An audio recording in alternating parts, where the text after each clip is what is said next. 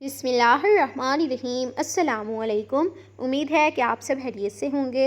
आज हम आपके लिए बहुत ही ज़बरदस्त सी कोकोनट पुडिंग की रेसिपी लेकर आए हैं। जब इसको हमने बनाना स्टार्ट किया ना, मुझे बिल्कुल भी अंदाज़ा नहीं था कि ये रेसिपी इतनी ज़्यादा टेस्टी हो सकती है।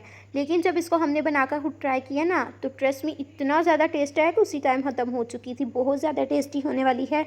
रेसिपी का कोई भी पार्ट मिस मत कीजिएगा। तो यहाँ पर जी सबसे पहले आपको यहाँ पर ज़रूरत पड़ेगी नारियल की। तो यही रेसिपी का सबसे अहम पार्ट है। तो यहाँ पर हमें नारियल चाहिए। नारियल लेते वक्त हमने इसके जो छिलके हैं उसको हमने रिमूव करवा लिया था और उसके बाद हमने इसको अच्छे से वॉश किया और यहाँ पर इसकी हमने कटिंग की है। और इसका जो पानी है ना, इसको हम किसी अलग बर्तन में निकाल कर रख लेंगे। आप इसको पी भी सकते हैं या इसी रेसिपी में आप इसको इस्तेमाल भी कर सकते हैं। तो यहाँ पर जी हमने हाफ़ कोकोनट लिया है। यहाँ पर आप पूरी गरी का इस्तेमाल भी कर सकते हैं, लेकिन जो हाफ़ था ना वो मेरी फैमिली ने खा लिया। तो यहाँ पर जी ये जो हाफ़ वाला है ना, इसको हम छोटे छोटे पीसेस में कट कर लेंगे।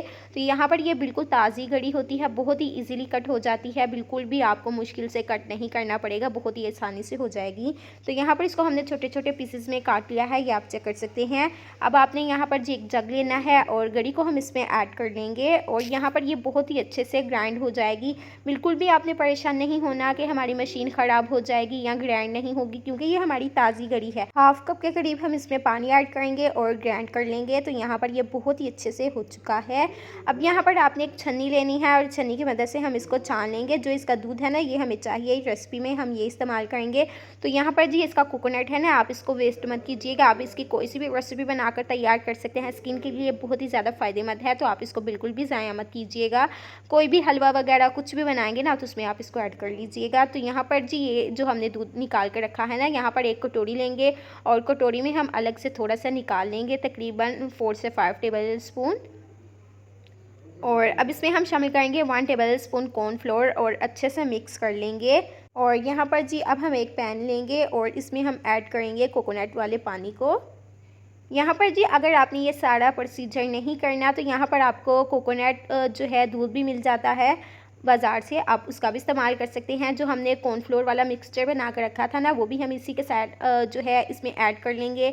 4 से 5 टेबल स्पून चीनी शामिल करेंगे, अच्छे से मिक्स करेंगे और इसको हम पकाते रहेंगे जब तक ये गाढ़ा नहीं हो जाता। तो यहाँ पर जी आप देख सकते हैं कि ये गाढ़ा होना स्टार्ट हो चुका है। इसी तरह हम इसको मीडियम फ्लेम पर पकाते रहेंगे जब तक ये अच्छे से गाढ़ा नहीं हो जाता। तो यहाँ पर टोटली हम इसको पकाते हुए ना 5 से 6 मिनट हो चुके हैं। यहाँ पर आप चेक कर सकते हैं कि कितने अच्छे से ये गाढ़ा हो रहा है।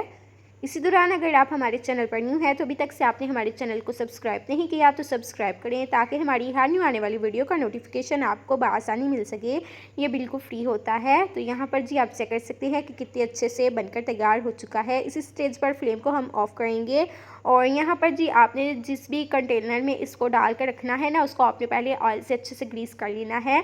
तो यहाँ पर जी इसको हम ऑयल से अच्छे से ग्रीस करेंगे, इसमें हम ऐड करेंगे। थोड़ी देर हम इसको रूम टेम्परेचर आने देंगे, ताकि ये अभी बहुत गर्म है, ताकि ये अच्छे से थोड़ा ठंडा हो जाए।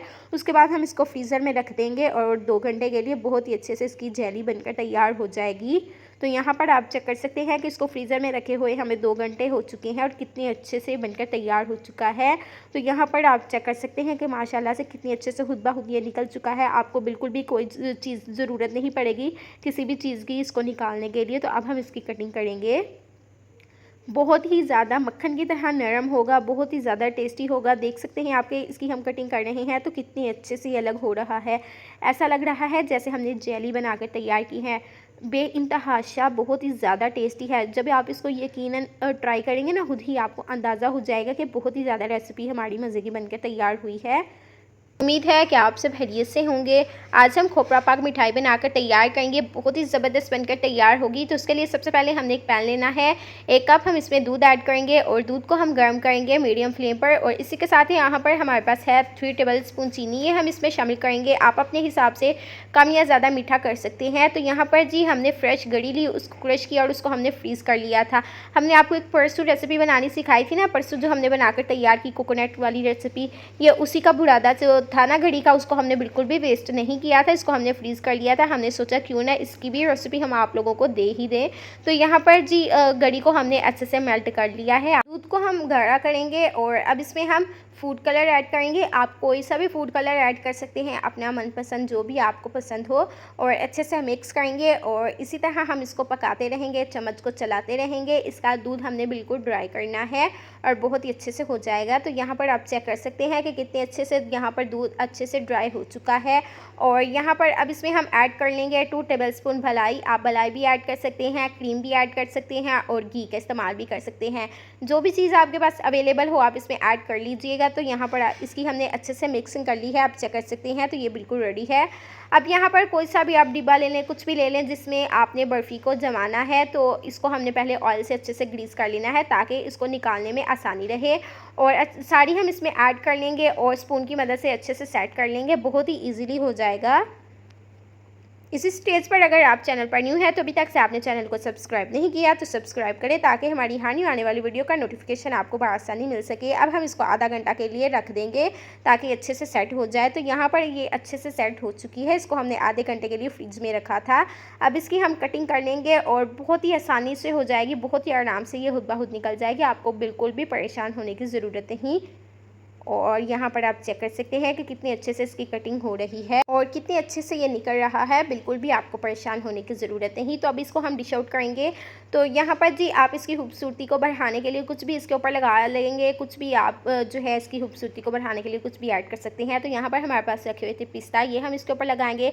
तो माशाल्लाह से रेसिपी हमारी बिल्कुल तैयार है, बहुत ज़्यादा टेस्टी है, बहुत ही ज़्यादा यमी बनकर तैयार हुई है। आप देख सकते हैं कि इसको हमने 5 मिनट में झटपट बनाकर तैयार किया है घर में मौजूद चीज़ों से।